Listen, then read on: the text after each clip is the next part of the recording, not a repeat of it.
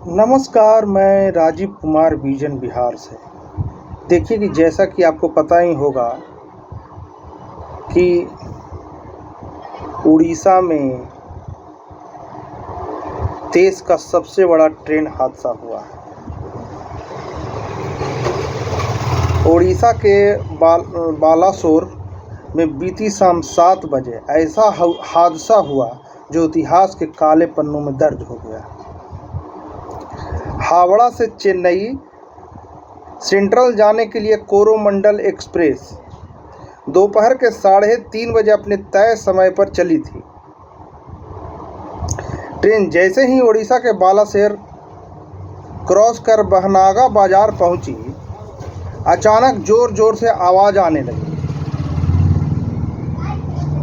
Train के 10 से 12 डिब्बे पटरी से उतर गए थे। ये डिब्बे दूसरे ट्रैक पर मालगाड़ी से भिड़ गए और कुछ बोगियां तो मालगाड़ियों के ऊपर भी चढ़ गई। ये आप वीडियो में देखिएगा। कुछ ही देर में दूसरी तरफ से आ रही यशवंतपुर हावड़ा एक्सप्रेस पटरी पर पड़े कोरोमंडल एक्सप्रेस के डिब्बों से जा टकराई और इस ट्रेन के भी 4 डिब्बे पटरी से उतर गए। हादसा कितना भयानक था, इसका पता डिब्बों की हालत से देखकर आप अनुमान लगा सकते हैं। हादसे को देखकर ही लगाया जा सकता है कि इसमें कितने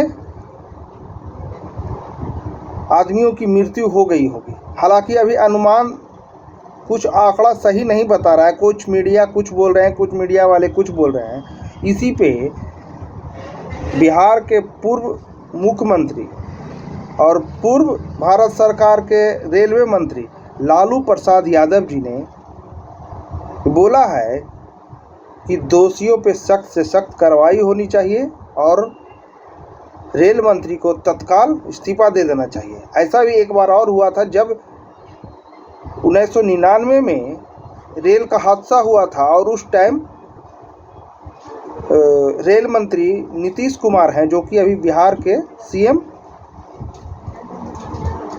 मुख्यमंत्री हैं। उन्होंने नैतिकता के आधार पर इस्तीफा दे दिया था अपने पद से।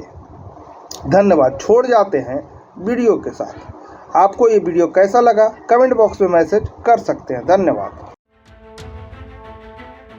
उड़ीसा के बालासोर जिले में हुई ट्रेन हादसे से पूरा देश दहल उठा।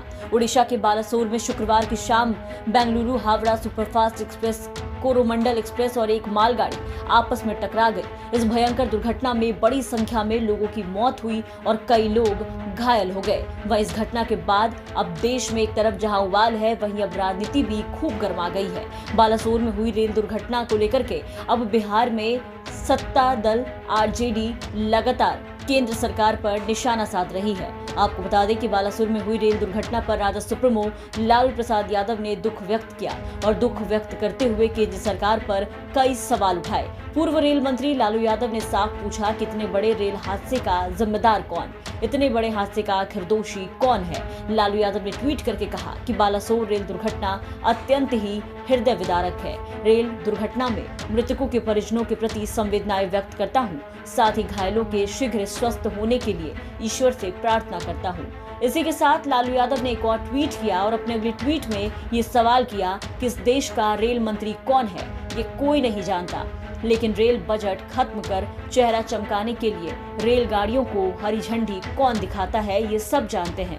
लालू यादव का ये ट्वीट सीधे तौर पर प्रधानमंत्री मोदी को लेकर के था। इसी के साथ लालू यादव ने सवाल किया कि इतने बड़े रेल हादसे का दोषी कौन। ट्रेन हादसे को लेकर बिहार में सत्तारूढ़ आरजेडी ने केंद्र सरकार पर भी निशाना साधा, साथ ही रेल मंत्री पर तंज कसा।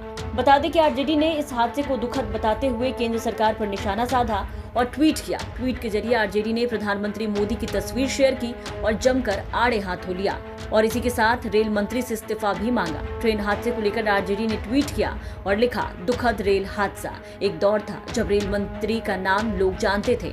रेल बजट अलग पेश होता था, रेलवे का निजीकरण नहीं हुआ था, युवाओं को रेलवे में लाखों नौकरियां मिलती थी। अब कोई रेल मंत्री को नहीं जानता। सारी हरी झंडी केवल और केवल एक आत्ममुग्ध प्रचार मंत्री दिखाता है। वहीं दूसरे ट्वीट में आरजेडी ने कहा कि रेल मंत्रालय के हर काम का श्रेय कोई और लेता है, जिम्मेदारी कोई और इसी के साथ आरजेडी ने कवच को लेकर के भी सवाल खड़े कर दिया और कहा कि कवच में भी कांड हो गया। आपको बता दें कि बालासोर की इस घटना के बाद से कवच लगातार ट्रेंड कर रहा है। लोग ये सवाल पूछ रहे हैं कि आखिर कवच के रहते ये कांड कैसे हो गया। वही आरजेडी ने भी कवच को लेकर के सवाल किया और कहा कि मोदी सरकार के लिए बस वंदे भारत एक्सप्रेस ट्रेनों में ही इंसान चलते हैं। अगर रेल मंत्री में कुछ नैतिकता और आत्मग्लानि हो तो इतने परिवारों के बर्बाद होने पर तुरंत इस्तीफा दे। तो वहीं एक तरफ जहां उड़ीसा में हुए रेल हादसे ने सभी की नींद उड़ा दी है, तो वहीं दूसरी तरफ इस मुद्दे पर राजनीति भी खूब गरमाई हुई है।